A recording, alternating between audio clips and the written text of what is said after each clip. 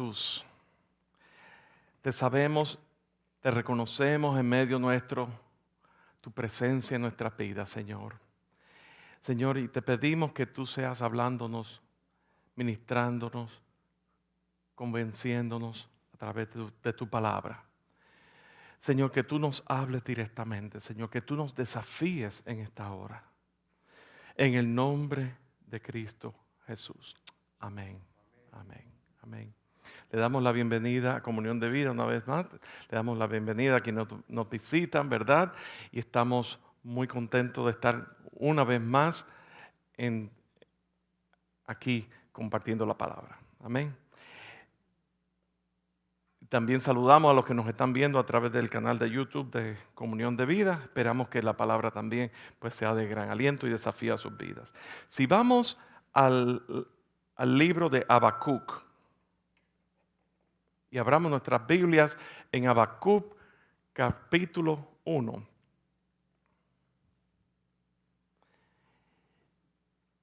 Y quisiéramos comenzar con una anécdota.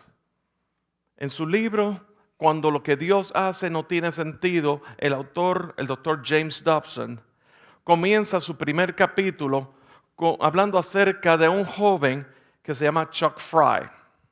Chuck Fry era un joven que sintió un llamamiento muy especial para servir al Señor en el campo de la medicina, en lo que tiene que ver en las misiones médicas. Él estaba en su primer año de la escuela de medicina en Arizona y comenzó a sentirse enfermo. Visitó al médico y el médico, ¿verdad? Le hicieron, después de hacerle unas pruebas, le diagnosticaron con leucemia. Y para ese entonces estaba comprometido con su novia. Y en ese momento, un hombre que tenía muy buenas notas, un hombre que había sido admitido a la escuela de medicina donde muy pocos son aceptados, él fue aceptado y él, en lugar de seguir una carrera lucrativa en el área específica de la medicina que él quería especializarse, él sintió que Dios lo estaba llamando para el campo misionero. Entonces, una vez diagnosticado con leucemia, su novia decide, entre ellos dos, deciden proseguir con los planes de bodas y se casan. Los dos se casan. Y a las 6 semanas, Chuck murió. ¿Cómo podría hacer eso sentido para sus padres?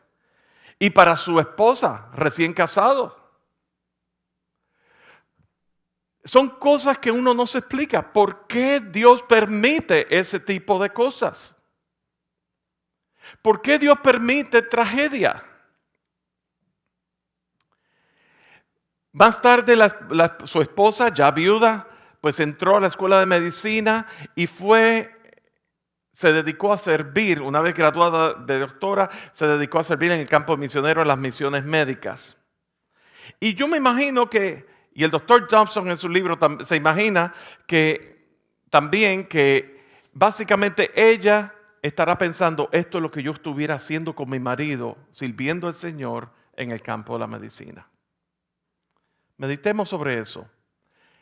En cierta ocasión, en otra anécdota, había un señor cristiano que fue a una barbería. Y tú sabes que los barberos empiezan a hablar, a tener conversación. Y este señor empieza a hablarle del Señor al barbero. Y el barbero le dice, yo no creo en Dios. Dios no existe. Y le pregunta, ¿pero cómo usted dice eso? Sí, Dios no existe. ¿Saben por qué? Porque si Dios existiera, ¿cómo se explica las desgracias que le ocurren a la gente tan buena en este mundo? Y las guerras y las calamidades. No, Dios no existe. De ninguna manera, Dios no existe. Y el hombre se quedó pensativo. Se terminó de recortar, pagó, se fue, se salió de la barbería. Y al poco tiempo regresa a la barbería con un hombre pelú, con pelo hasta aquí. Entra a la barbería y le dice, ¿tú sabes qué? Te voy a decir algo. Los barberos no existen. ¿Pero cómo usted me dice eso? Sí, los barberos no existen. Porque si existieran los barberos, ¿cómo usted me explica que este hombre está con el pelo así de largo? Y el barbero le contesta, lo que pasa es que Los hombres lo que pasa es que no ha venido a personas como nosotros. Él no ha venido, no se ha acercado a nosotros para que le recortemos el pelo. Y el hombre le contesta, exactamente ese es el punto.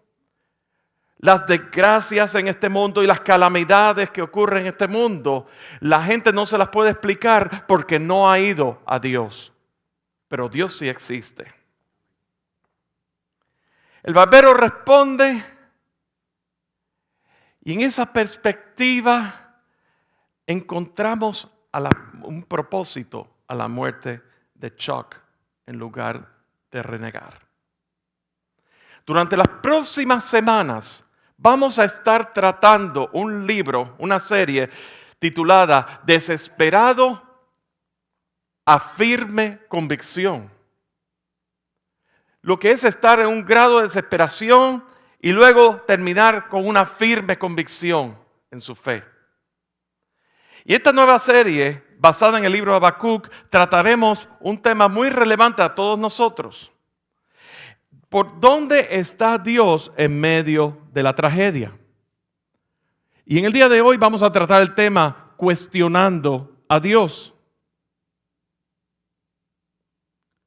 El libro de Habacuc es uno de los profetas menores, y porque sea uno de los profetas menores no significa que sea un profeta de menos importancia. Es que sencillamente hay libros de los profetas, los llamados profetas mayores y los profetas menores, porque son libros más grandes, y el libro de Habacuc es un libro pequeño. Pero Habacuc fue contemporáneo con los profetas Jeremías, Nahum y Sofonías. Cada uno de esos profetas vinieron en una época muy esencial para la historia de Judá. Pero fuera del libro de Habacuc no aparece ningún otro dato de Habacuc registrado fuera de allá, más allá del libro de Habacuc.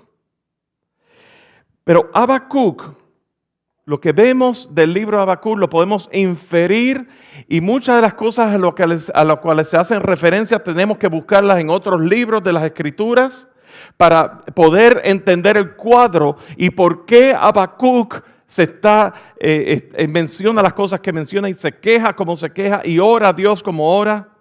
Y cuál fue la postura de Habacuc. Podemos entenderla cuando vemos a la luz de otros libros. Pero en sí, lo que sí podemos ver en el libro de Habacuc es que él era una persona con mucha autoridad espiritual en el templo.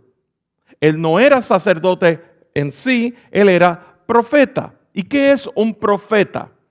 Un profeta es aquel a quien Dios se revela, Dios se muestra, el profeta ve la palabra y tal como ve la palabra revelada por Dios, asimismo la declara. Y entonces, obviamente, Habacuc era un hombre muy temeroso de Dios. Era un hombre que amaba al Señor. Era un hombre muy devoto al Señor. Y Dios le hablaba. Y así como Dios le hablaba, Habacuc confesaba y Habacuc proclamaba. Y el libro comienza en un tono distinto a los otros profetas, porque Habacuc comienza quejándose ante Dios. Así que más o menos podemos inferir a través de la lectura, y cuando yo le dé el trasfondo más histórico, de que este libro fue escrito, y esto es por inferencia, ¿verdad? Que este libro fue escrito para el año 609, 605 antes de Cristo, durante el reinado de Joacín en Judá.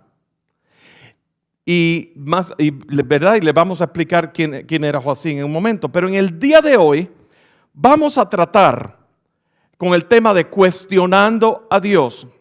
Y vamos a estar en las próximas semanas trabajando el libro de Habacuc a grandes rasgos, pero sí le voy a dar un panorama histórico bien general y con la ayuda del Señor, y les quiero exhortar que ustedes también lo estudien, tomen nota, porque voy a estar haciendo referencia a otros pasajes de las Escrituras. Pero si me acompañan en el libro de Habacuc, capítulo 1, Y el mensaje de hoy va a ser específicamente del versículo 1 al versículo 4. Dice, la profecía que dio el profeta Habacuc. ¿Hasta cuándo, oh Jehová, clamaré y no oirás? Daré voces a causa de la violencia y no salvarás. ¿Por qué me haces ver iniquidad y haces que vea molestia, destrucción y violencia?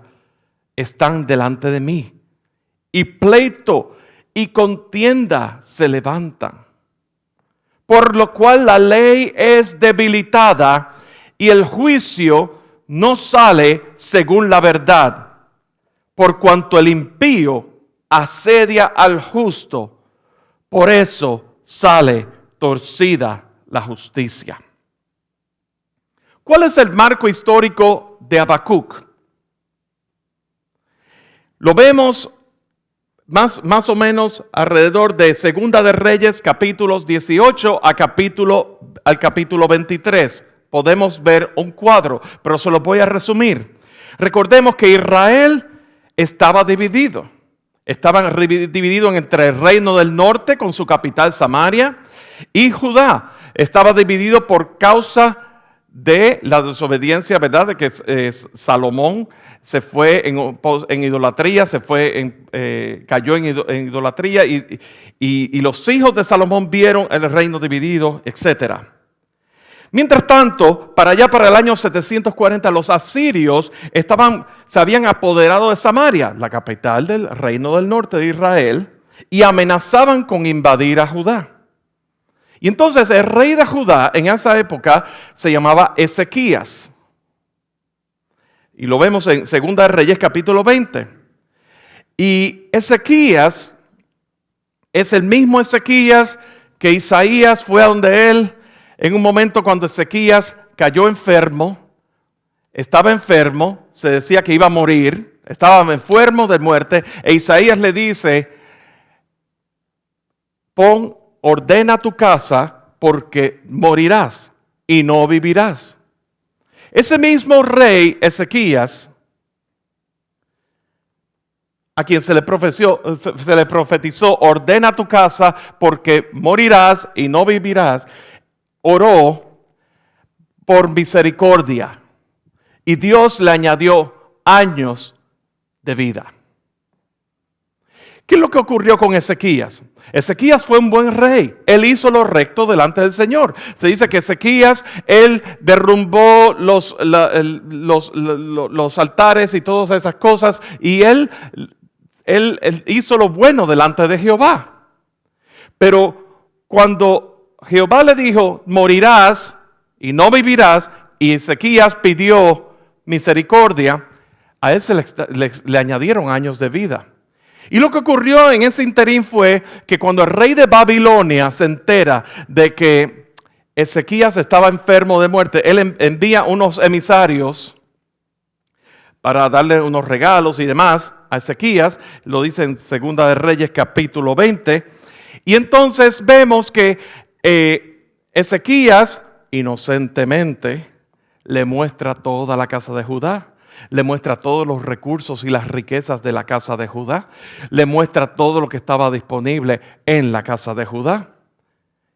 Y luego más tarde se van las personas, los emisarios de Babilonia, y viene Isaías, le pregunta, ¿a quiénes estuvieron aquí? ¿De dónde vienen ellos? No, ellos vienen de lejanas tierras. Y entonces, viniendo de lejanas tierras, y le enseñaste toda la casa. Sí, le enseñé todo lo que estaba aquí.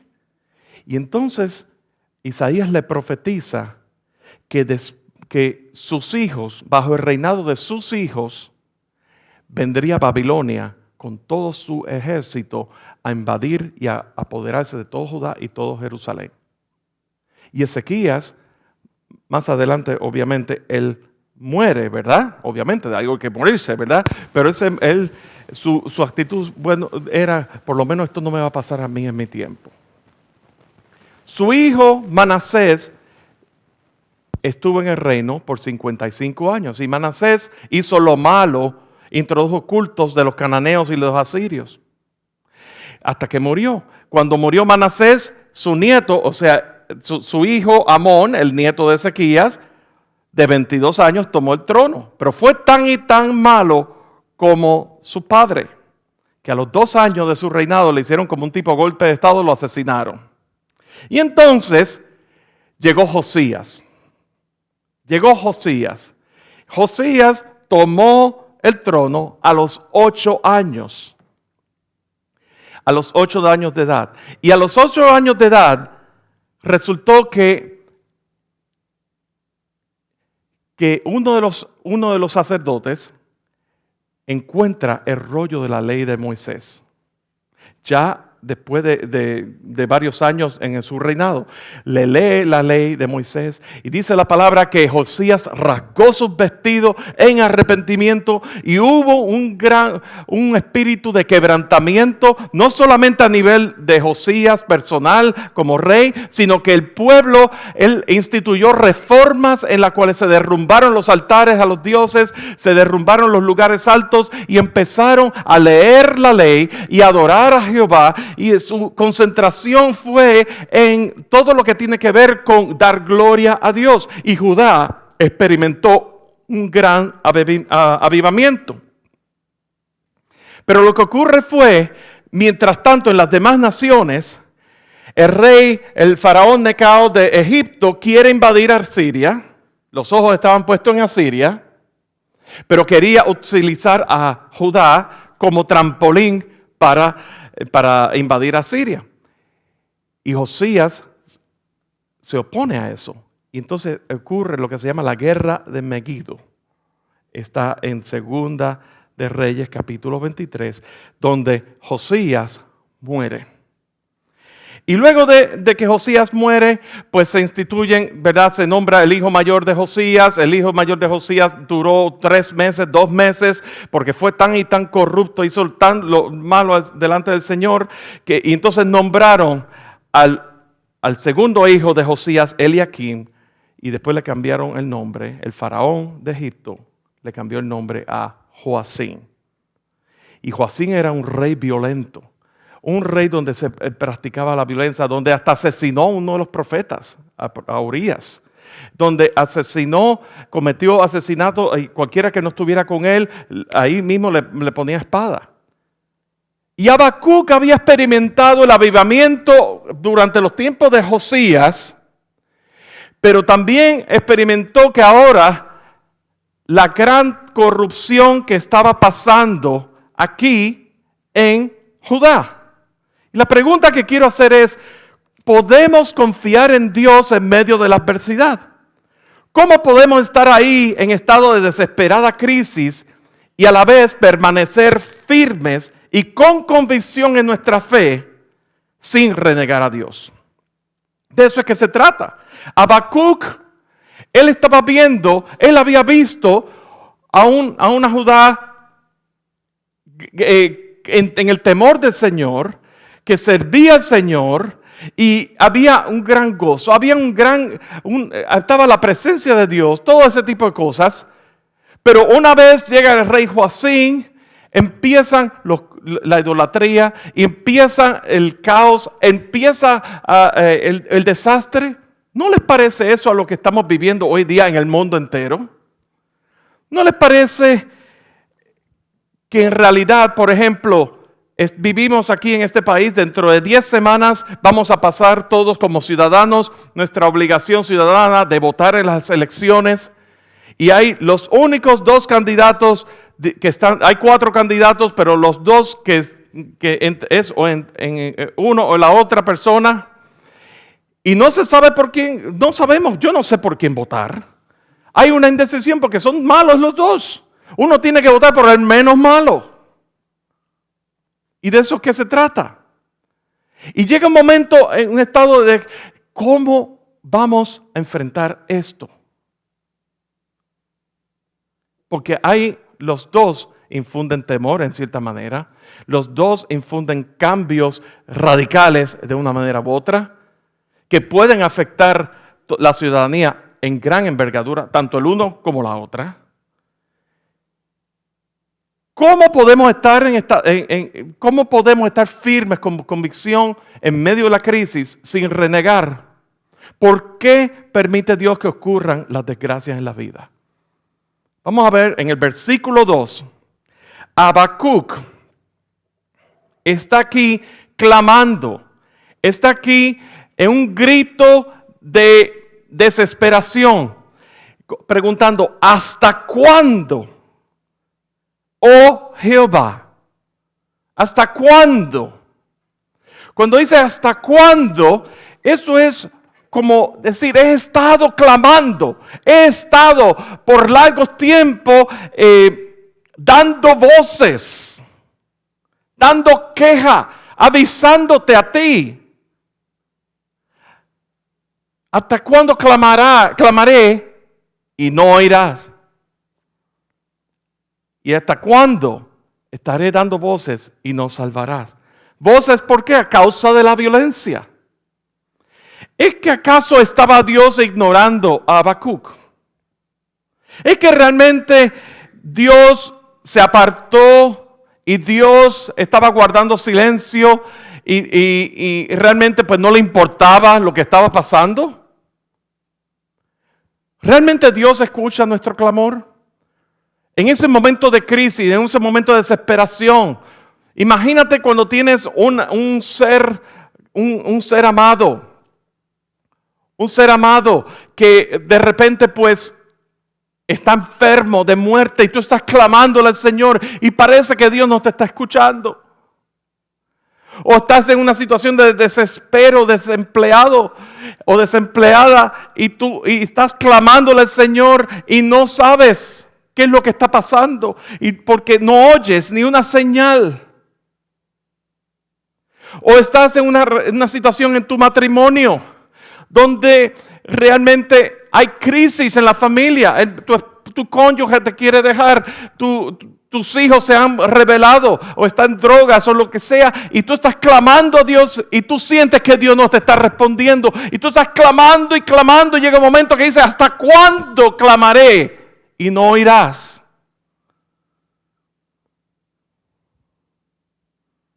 ¿Has sentido alguna vez eso? Entonces, como el barbero, en momentos así, Dios no existe. Así lo diría un ateo. O un agnóstico diría, yo no sé si Dios existe. Yo no sé si Dios no existe. Francamente, a mí no me importa.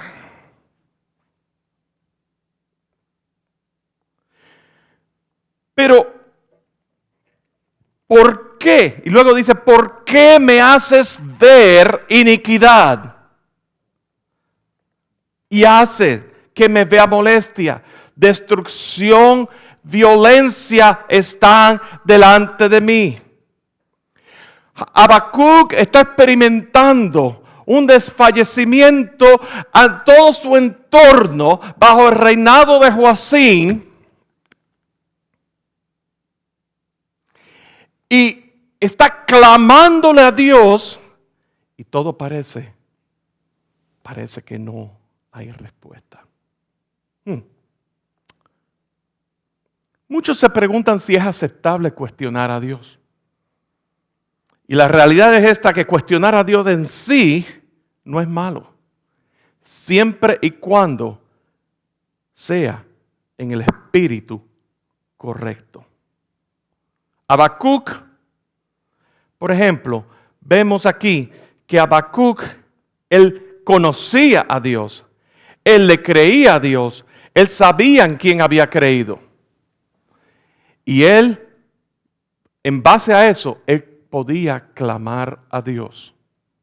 Pero no cuando hablo en el espíritu correcto, era un espíritu de temor de Dios, un espíritu correcto de humildad, es un espíritu correcto estando abierto a la voluntad de Dios, estando abierto a la voluntad de Dios.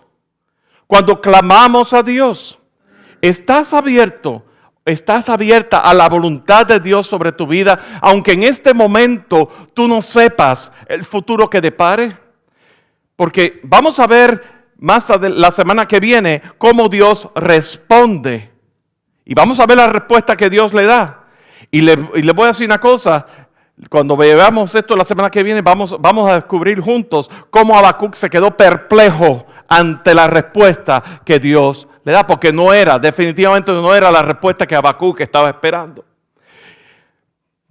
Pero eso la semana que viene.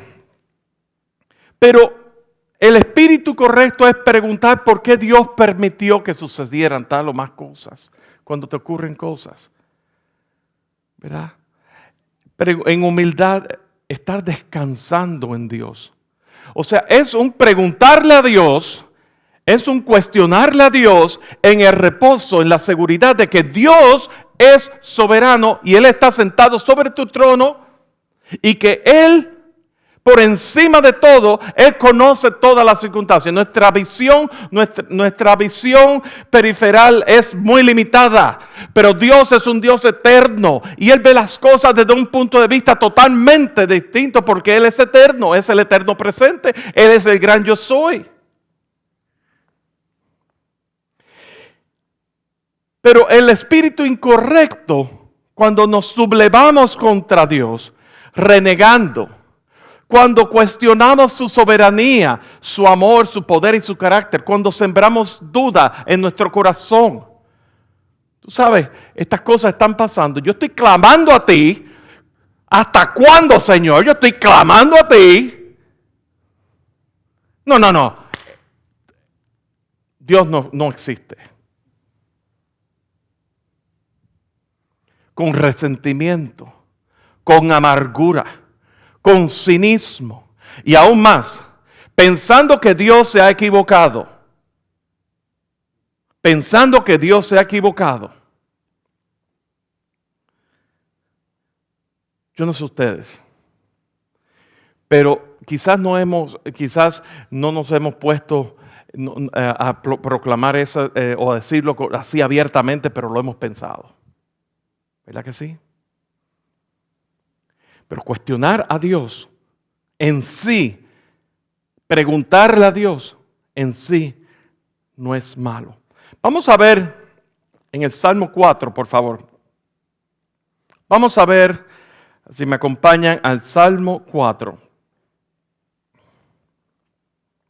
En el Salmo 4, vamos a ver aquí, rapidito, cómo el salmista, cómo David se encontró y él clamaba a Dios. Fíjense, dice, respóndeme cuando clamo, oh Dios de mi justicia.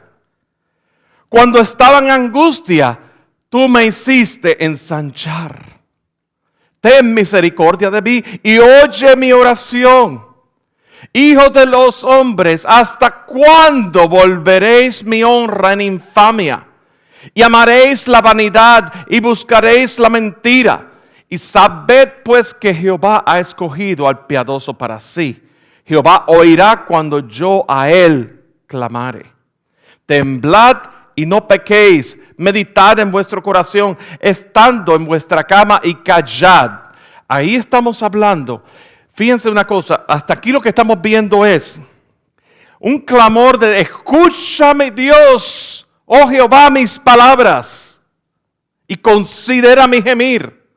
Pero entonces David se está enfocando, ¿verdad? Eso es un grito de desespero, eso es un grito de frustración, impotencia. Pero entonces David vuelca su oración a la gloria de Dios, al carácter de Dios, a la supremacía de Dios, a lo que Dios es capaz de hacer. Y entonces hace una exhortación: ofreced sacrificios de justicia y confiar en Jehová. Muchos son los que dicen, ¿quién nos mostrará el bien? Alza sobre nosotros, oh Jehová, la luz de tu rostro. Tú diste alegría a mi corazón, mayor que la de ellos cuando abundaba su grano y su mosto. Y entonces, finalmente, hay un reposo. Dice, en paz me acostaré y asimismo dormiré, porque tú, Jehová, me haces vivir confiado. Un par de páginas más adelante, en el capítulo 10 del libro de los Salmos, también vemos otro ejemplo. ¿Por qué estás lejos, oh Jehová, y te escondes en el tiempo de la tribulación? Con arrogancia el malo persigue al pobre, será atrapado en los artificios que ha ideado. Porque el malo se jacta del deseo de su alma, bendice al codicioso y desprecia a Jehová.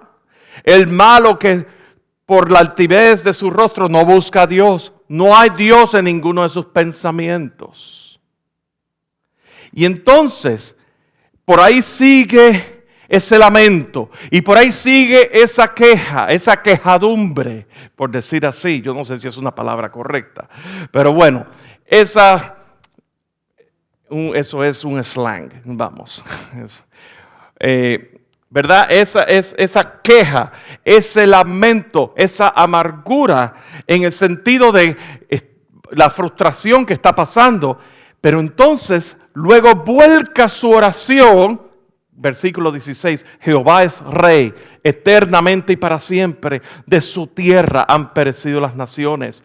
El deseo de las naciones oíste, oh Jehová, tú dispones su corazón y hace atento tu oído para juzgar al huérfano y al oprimido, a fin de que no vuelva más a hacer violencia al hombre de la tierra.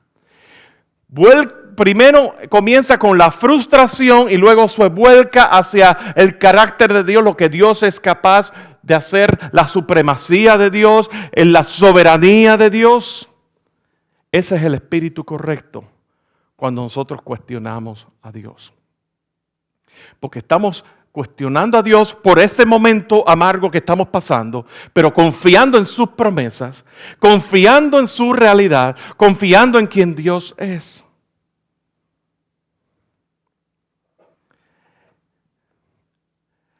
Hay un autor que fue pastor, se llamaba Charles Spurgeon. En su sermón, La visión de la maldad, él trabaja con el libro de Habacuc y él trabaja lo que es por qué Dios muestra la maldad y por qué aparenta Dios guardar silencio ante ella. Y él da 3 razones por la cual Dios muestra la maldad. Recordemos que en Habacuc, en el versículo 3, dice, ¿por qué me haces ver iniquidad y haces que vea molestia, destrucción y violencia? Habacuc le está cuestionando eso. Y Spurgeon da 3 respuestas. La primera es para que tengamos conciencia de nuestra naturaleza pecaminosa. Para que tengamos conciencia. Muchas veces estamos en una situación de desespero donde vemos el pecado fuera de nosotros.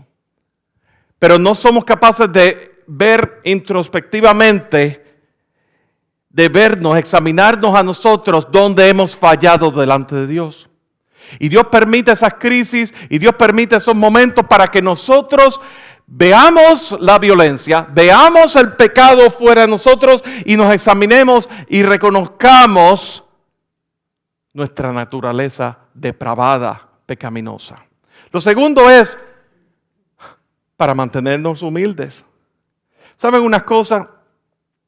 Cuando es más fácil, es más difícil vivir postrado ante los pies de Dios, del Señor, cuando estamos en abundancia. Yo no estoy diciendo que es imposible, estoy diciendo que es más difícil. ¿Por qué? Porque la abundancia nos distrae. Tenemos todo al alcance. Nos creemos autosuficientes. Nos creemos que tenemos nuestros recursos, y podemos alcanzar y hacer lo que nos venga la reverendísima gana. Y después vamos los domingos a la iglesia y nos santificamos el domingo, recibimos la palabra y vivimos en la religiosidad, pero de lunes a sábado hacemos lo que nos da la gana. Pero cuando vienen momentos de crisis o momentos donde vemos la violencia y vemos la maldad y vemos la iniquidad del mundo, que al punto que nos afecta, eso nos hace humildes. nos hace examinarnos, nos hace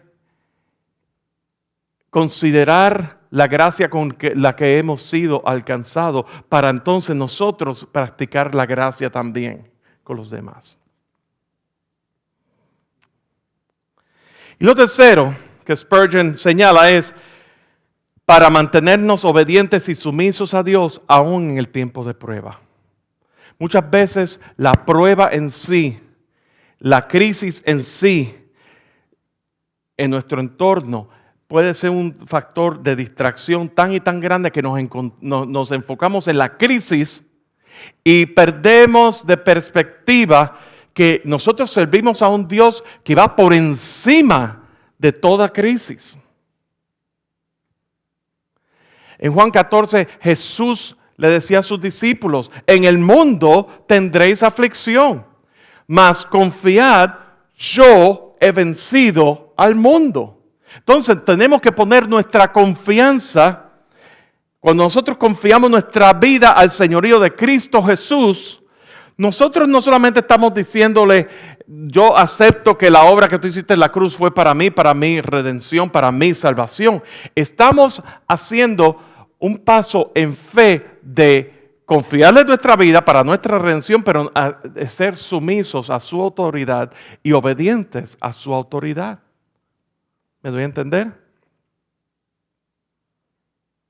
Así que consideremos esto. La otra cosa es cuando el mundo está lleno de tanta maldad.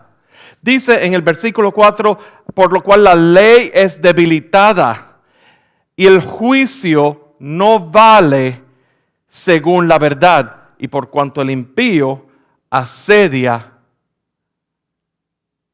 al justo, por eso sale torcida la justicia.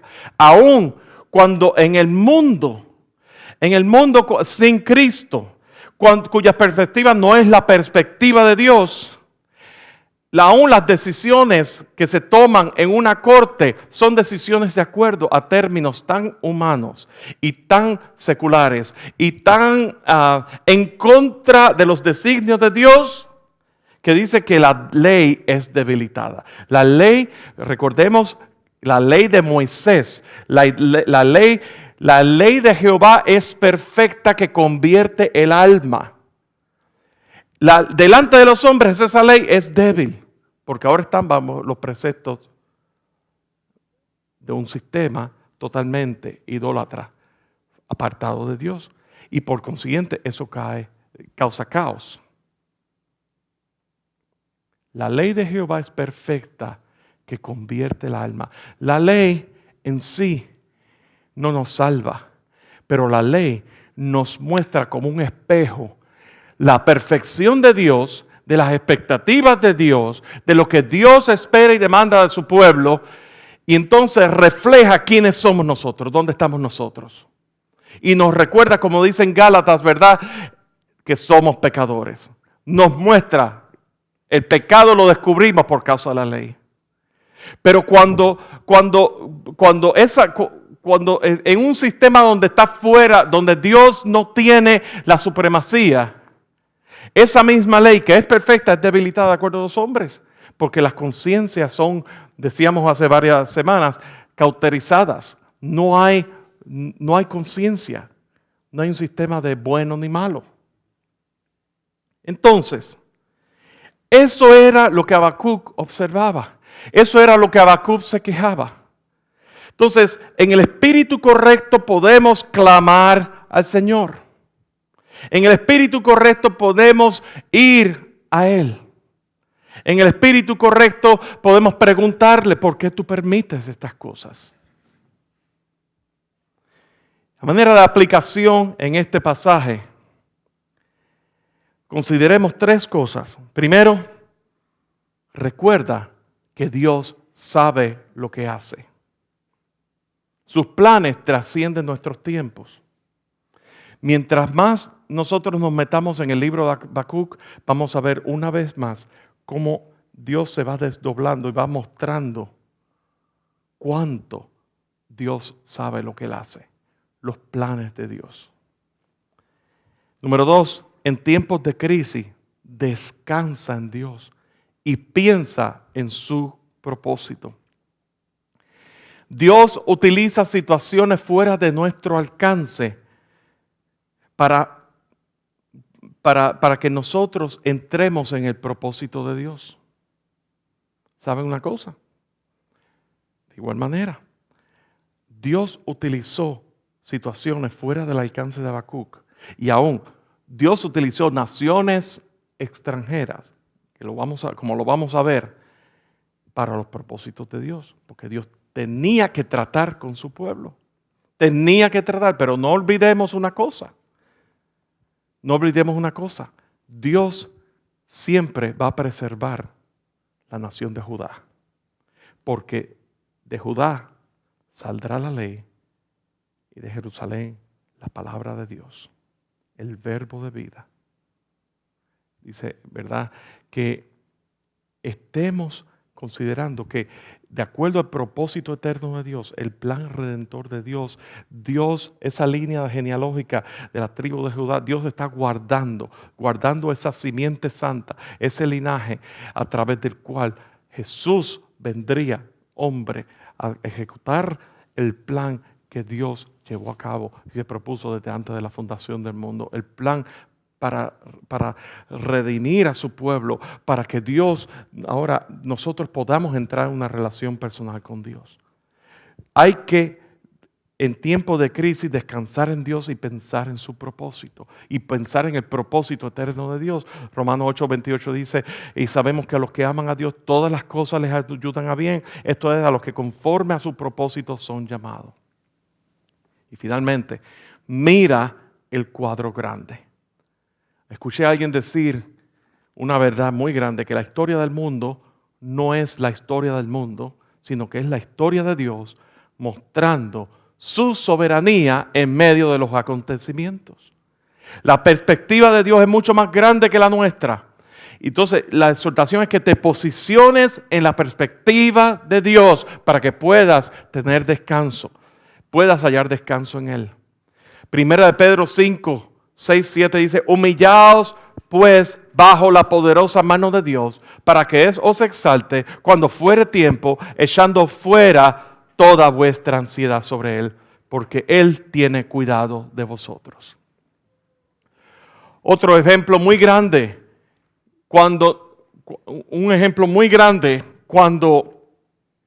de cuestionarle a Dios, en la cruz, Jesús, en ese momento de desfallecimiento, donde Él estaba clavado en la cruz, donde Él sintió todo el peso del pecado de la humanidad, todo el peso del pecado de antes, el pecado del presente y aún el pecado del futuro que no había acontecido, todo eso Él lo sintió sobre sí. Donde hubo una separación entre la naturaleza divina y la naturaleza humana de Jesús. Hubo una separación porque Dios no tiene comunión con el pecado. Dios en su naturaleza divina no tenía relación. Dios aborrece el pecado. Y Jesús, hombre, pudo recibir todo el pecado de la humanidad como hombre. No como Dios, como hombre. Y en su condición humana, en ese momento de un clamor desesperado, un clamor humano, un grito de dolor y desesperación, Jesús dijo, Dios mío, ¿por qué me has abandonado? Y todo esto fue necesario en cumplimiento con el propósito eterno de Dios. En cumplimiento por tu redención, por mi redención. En cumplimiento de Efesios capítulo 1, versículo 10, de reunir todas las cosas en Cristo, en la dispensación de los tiempos. Jesús, en ese momento, Él preguntó. Jesús, cuando momentos antes, horas antes, en Getsemaní Él oraba y clamaba, la hora ha llegado. Y aquí, Señor, si fuera posible, pasa de mí esta copa. Jesús pidiéndole al Padre, orándole al Padre. Jesús preguntó. Y ese plan redentor era necesario. Jesús clamaba en Getsemaní, pero no se haga mi voluntad sino la tuya. Jesús se sometió a la voluntad del Padre en ese momento. Porque él sabía que él había venido a morir. Jesús nació en un pesebre para morir. Y él vino a morir. Y ese plan redentor en cumplimientos cobra efectividad cuando nosotros ponemos nuestra fe en Cristo Jesús. Reconocemos que somos pecadores, que no hay nada que nosotros podamos hacer para nosotros hallarnos justos delante del Señor, sino que solamente por la gracia y misericordia de Dios podemos ser salvos. Y entonces rendimos nuestra vida. Señor, yo reconozco que soy pecador, que soy pecadora, y reconozco que tú moriste en la cruz por mí, y reconozco que tu sangre preciosa es suficiente y es el precio por el cual tú pagaste por mi pecado y por todo el pecado de la humanidad. Entra en mi vida, lávame con tu sangre preciosa, hazme nuevo. Y desde ahora en adelante escribe mi nombre en el libro de la vida. Y si nosotros hemos hecho esa declaración de corazón, no de boca solamente, de corazón, ese plan redentor de Dios que Él se había propuesto desde antes de la fundación del mundo, cobra efectividad en tu vida y en la mía desde ese mismo momento. Y es necesario. Habacuc comienza su libro cuestionando a Dios ante tanto pecado. Aparentemente Dios no tenía interés en Habacuc, ¿verdad? Eso es lo que aparenta ser. Pero Dios, vamos a ver en las próximas semanas cómo Dios obra, cómo Dios responde, cuáles son los planes de Dios. Y vamos a ver a la luz de las Escrituras, utilizando otras referencias escriturales, cómo en un contexto histórico, cómo Dios obra todas las cosas para bien. Lo que Habacuc no podía ver en el momento, lo que él veía al frente de sus narices era la gran violencia. Y lo que Dios veía era el trato con su pueblo. Porque a través de ese pueblo vendría el Mesías, el Redentor. Si nos podemos en pie. Padre, en el nombre de Cristo Jesús, te exaltamos. Queremos dar honra y gloria a tu santo nombre. Y te decimos que solamente tú reinas, tú estás sentado sobre tu trono. Tú eres majestuoso, tú eres poderoso. Señor, en esta hora, Señor, en medio de crisis, en medio de pruebas, Señor, hay promesas de que tú guardarás en completa paz aquel cuyo pensamiento en ti persevera porque en ti ha confiado, Señor. Señor, que podamos poner toda nuestra confianza en ti. Que podamos nosotros reposar en ti. Que podamos sentir nuestra suficiencia en la persona de Cristo Jesús porque en Él estamos completos. Señor, en el nombre de Cristo Jesús. Habla nuestras vidas, Señor. Señor, oramos por cada familia aquí representada en esta tarde. Oramos por cada persona que nos está viendo en esta hora, Señor. Señor, problemas de enfermedad, problemas de familia, de matrimonio o de hijos rebeldes o enfermos o familiares, la familia extendida, enferma o con problemas de relaciones entre familiares o vecinos o amistades, problemas aún de preguntas y dudas, Señor, problemas de desempleo, Señor. Todo eso lo ponemos al pie de la cruz sabiendo que tú tienes la respuesta, Señor. Confiando en tus promesas, Señor. Sabiendo que tú eres Dios soberano y Dios y Señor en nuestras vidas. Te amamos, Señor. Te bendecimos en el nombre de Cristo Jesús. Amén. Amén, Señor. Amén. Amén. Gloria al Señor. Amén. En este mismo sentir vamos a